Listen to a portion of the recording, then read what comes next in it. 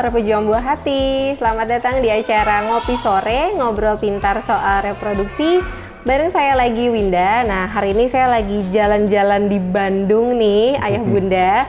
Dan samping saya ini ada Dr. Oki, spesialis obstetri ginekologi dari Klinik Harapan Keluarga. Betul ya, Dok? Betul, Mbak Winda. Selamat sore Wilujeng Sumping di Bandung. Wilujeng Sumping, dokter. Oke, Dok, kalau Klinik Harapan Keluarga ini adanya lokasinya tepatnya di Bandung di mana, Dok? Ya, ini di daerah Buah Batu, tepatnya di Jalan Pasir Salam Raya nomor 6-8, Mbak. Oke. Di tengah kota.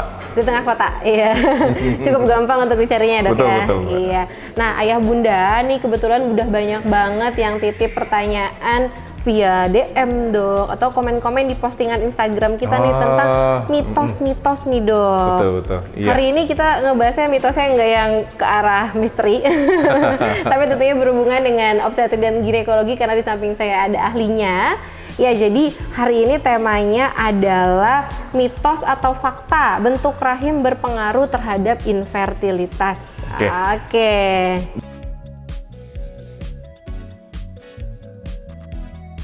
Bentuk rahim, apakah mempengaruhi fertilitas? Iya. Jawabannya sih mitos, Mbak. Mitos ya, Dok, ya. Kalau kita kan orang medis sih ngejawab sesuatu tuh based on evidence-based medicine. Ternyata dari penelitian tidak ada pengaruh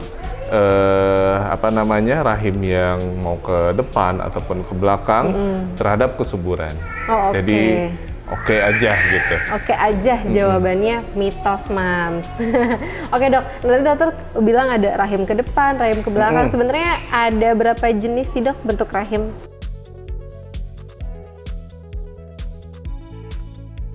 Oh, oke. Jadi kalau itu rahim yang normal sih, Mbak, ya. Rahim normal itu ada yang antefleksi ataupun retrofleksi. Kalau bentuk rahim secara keseluruhan itu yang dikenal tuh ada 5 tipe. Ada rahim yang normal tadi kita sebutkan, mau dia ke depan ataupun belakang, antefleksi atau retrofleksi. Yang kedua, ada rahim yang bentuknya kayak hati. Oh, kayak hati. Jadi ada sekat di tengah. Ada sedikit sekat gitu. Ya. Namanya uterus didelphys. Kemudian ada namanya uterus bicornu, lebih lagi, Mbak. Jadi sekatnya itu sampai hampir ke tengah gitu. Jadi kayak membelah hampir ya. Jadi rahimnya kesannya ada 2 gitu. Oh iya, oke.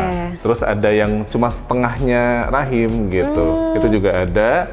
Atau dari awal tidak kebentuk gitu rahimnya. Jadi nggak punya rahim gitu. Jadi ada tapi sedikit saja gitu, agenesis dari uterus gitu, tidak terbentuk dengan baik gitu. Oh, oke. Itu kalau macam-macamnya. Macam-macamnya itu ya, Dok, ya. Nah, kemudian kalau tadi mitos nih, Dok, bentuk rahim mempengaruhi infertilitas, sebetulnya yang mempengaruhi infertilitas itu apa aja, Dok? Kalau dari sisi Mams.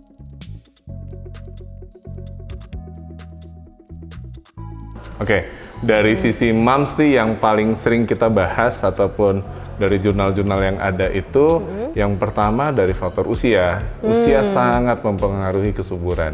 Gitu. Yang kedua, berat badan. Ternyata sangat mempengaruhi loh, Mbak, gitu ya. Yang normal weight, yang obesitas ataupun yang underweight akan mempengaruhi kesuburannya gitu. Yang ketiga, nah ini yang sering banget nih diumumkan. Merokok ataupun asap rokok itu sangat mempengaruhi. Ya, saya nggak ngerokok, Dok. Suami saya yang ngerokok, ya sama aja hitungannya misalnya Sama gitu ya. aja ya. Terus yang keempat ternyata alkohol dengan kadar berlebihan juga mempengaruhi.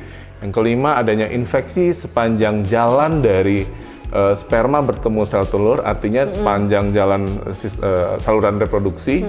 Jika ada infeksi juga akan bisa menyebabkan terjadinya ketidaksuburan.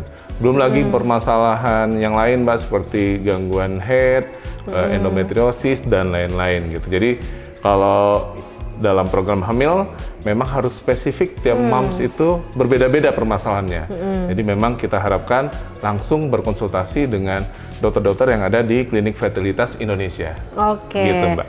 Jadi kalau misalnya mau melakukan promil sebaiknya di screening secara holistik ya, Dok. Betul. Jadi mulai dari usianya apakah udah melewati masa subur seperti itu ya, Dok, ya. Nah, tadi kalau saya dengar dari dokter kayak merokok atau menjadi perokok pasif gitu ya, kemudian alkohol, kayaknya itu juga lebih berpengaruh dari lifestyle ya, Dok, ya. Sangat, Mbak. Itu lifestyle yang sangat tidak baik dan sangat tidak anjurkan. Ya, memang udah Kayaknya di peringatan rokoknya sendiri tuh ada peringatan besar-besar ya Mbak. Gambar gitu. yang mengerikan juga sih.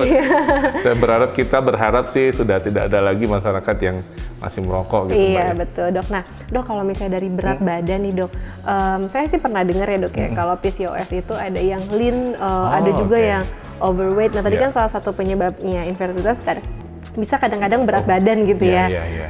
Itu gimana sih dok? Apakah harus diturunin benar-benar turun Iya. dulu baru program atau Oke. gemuk sebenarnya bisa juga sih mulai program gitu. Oke. Jadi kita akan evaluasi. Nah itu Mbak menariknya memang PCOS seringkali berkaitan dengan obesitas atau overweight. Tapi kadang kita bisa temukan juga pada Yang kasus kurus normal ya? weight. Iya. Jadi kalau pada PCOS mungkin jika kasusnya spesifik PCOS, jadi biasanya kita pengobatan PCOS sambil program hamil.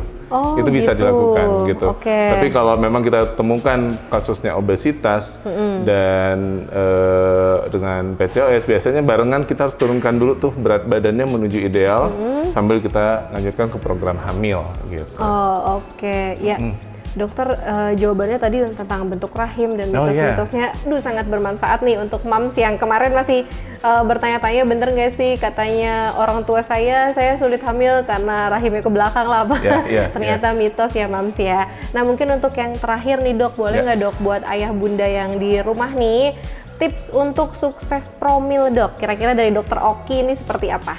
Baik, ayah, bunda, moms and dads, saran saya untuk sukses dalam program hamil, yang pertama paling menentukan itu sebenarnya moms and dad itu menentukan tempatnya, tempat akan berkonsultasi.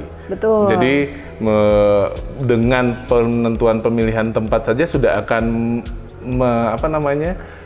menentukan keberhasilannya juga gitu. Datanglah ke Klinik Fertilitas Indonesia, kami akan melakukan screening dengan baik kepada moms and dad.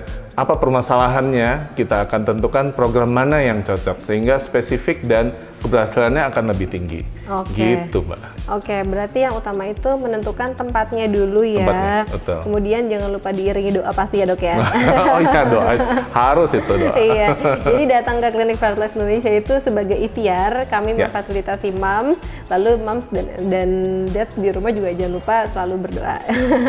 Oke, Dr. Oki, terima Ya. kasih dok. Wah, terima Semoga kasih. kita bisa bertemu di acara Amin. Ngopi Sore lainnya Iya. dengan tema yang lebih bermanfaat. Hari ini sharingnya pasti sangat bermanfaat. Baik, saya dan Dr. Oki undur diri dari acara Ngopi Sore. Sampai jumpa. Sampai jumpa.